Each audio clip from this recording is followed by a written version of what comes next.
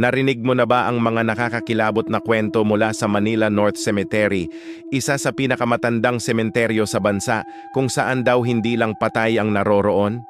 Sabi ng mga nag-ghost hunt doon, tuwing hating gabi raw, maririnig mo ang mga yapak sa sementeryo, mga boses na bumubulong sa dilim, at minsan, may dumadaan na anino sa harap ng kamera. May mga nakakita ng bata raw na naglalaro sa pagitan ng mga nitso. Pero pag sinundan mo, naglalaho ng walang bakas. May security guard pang nagkwento, isang gabi, may lalaking dumaan sa gate pero nang tingnan niya sa CCTV, walang pumasok.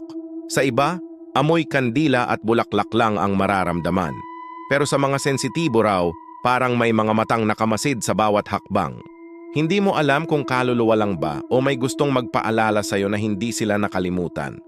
Totoo bang buhay ang mga kaluluwa sa Manila North Cemetery?